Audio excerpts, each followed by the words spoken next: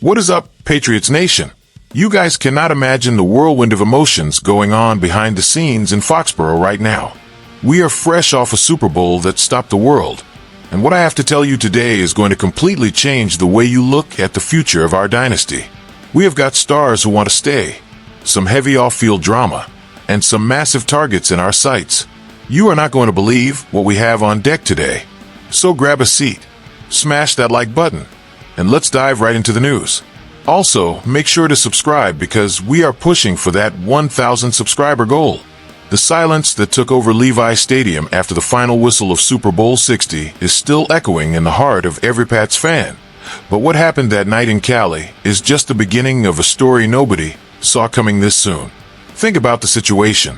We were coming off a pathetic 4-win season, and suddenly we were there, on the big stage, going toe-to-toe with the Seahawks. That 29-13 loss hurts, obviously. But the real story here isn't the scoreboard. It is the rebirth of a culture that felt lost. Mike Vrabel didn't just coach this team. He rescued the soul of New England. He brought back that smell of winning and the grit that Bill Belichick spent decades building.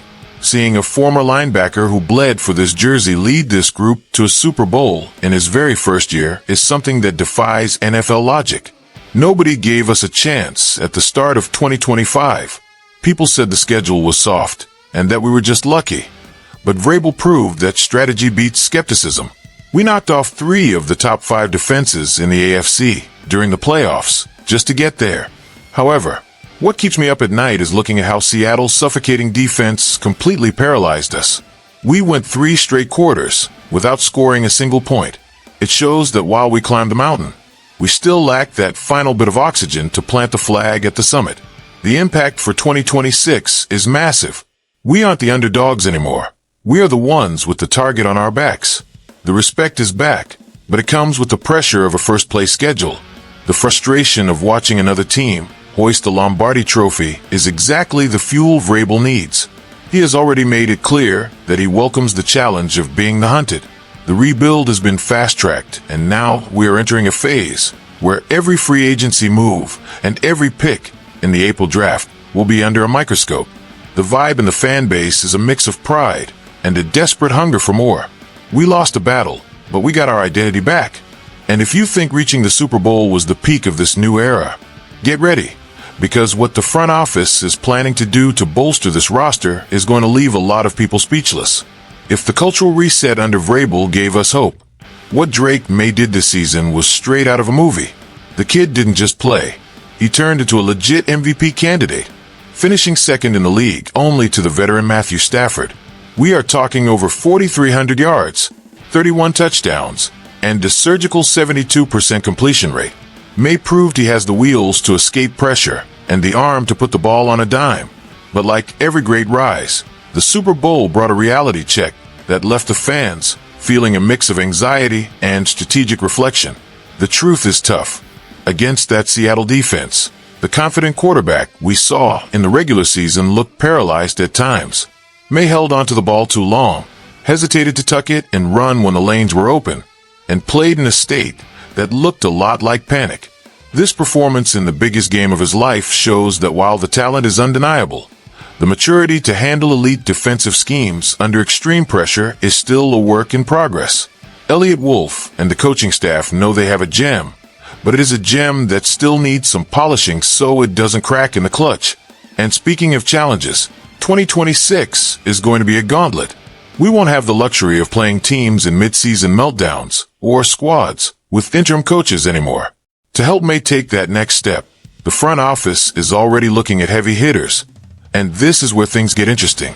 Stephon Diggs was huge for us with over 1,000 yards, but now he is facing some very serious off-field allegations that could cost him his spot on the roster or result in a long suspension.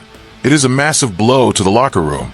In the middle of that chaos, Christian Kirk's name is popping up as a strategic fix to keep our receiving core dangerous. On the other side of the ball, the target is that monster Troy Hendrickson. Can you imagine the damage a guy who has put up 17 sacks in a season could do in our system? The price tag would be steep, probably around $25 million. But that is the cost of turning our defense into a brick wall. The ambition is there, But what is happening in our secondary is even more wild. While the front office is crunching numbers for outside free agents, a move behind the scenes in our defense is lighting up the locker room. Right after the game ended in Santa Clara, when everyone was still mourning the loss, a leader emerged with a promise that gave everyone chills. Jalen Hawkins, the safety who nobody expected to become the anchor of our secondary, made it clear he doesn't want to go anywhere. He was one of the biggest shocks of the Vrabel era, climbing the depth chart and beating out guys like Kyle Duggar and Jabril Peppers to become our ultimate ball hawk, with 4 picks on the year. The impact Hawkins has goes way beyond the stat sheet. He became the emotional heartbeat of a defense that played with more fire than we've seen in years. In the Super Bowl, even when the offense was stuck in the mud, Hawkins was a bright spot, leading the team in tackles and reading the field perfectly. He called this group a brotherhood, saying it is the closest he has ever felt to a unit in his career. And that chemistry is exactly what can get us back to the top in 2026. But there's a catch that adds some serious tension: the contract. Hawkins played at an elite level while making less than $2 million, and now he hits free agency as one of the most valuable players on the market. The Patriots front office needs to move fast because his stock just went through the roof. The word is that a new 2-year deal around $3 to $4 million a year should be enough to keep him home and make sure our secondary stays a nightmare for opposing quarterbacks. Keeping Hawkins paired up with Craig Woodson would turn what used to be a question mark into an absolute fortress. But he isn't the only one with a future on the line. We have a long list of contributors like Clavon Chaisson and Austin Hooper, who are either packing their bags or waiting for a call. How Elliott Wolf balances these homegrown guys with big-name stars is going to decide if we are champions or just also-rans next year. This season was a roller coaster that proved one thing: the New England Patriots are feared again. We climbed out of the cellar and into the Super Bowl, watched Drake may grow into a superstar, and saw Mike Vrabel bring our pride back.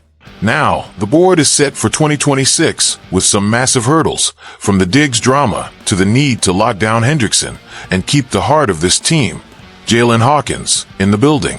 The dream of that 7th ring is more alive than ever. But what about you, Pats fans? Would you pay Hawkins or put all that money toward a superstar? Drop a comment below, hit that like button, and subscribe to the channel. Let's go, Pats!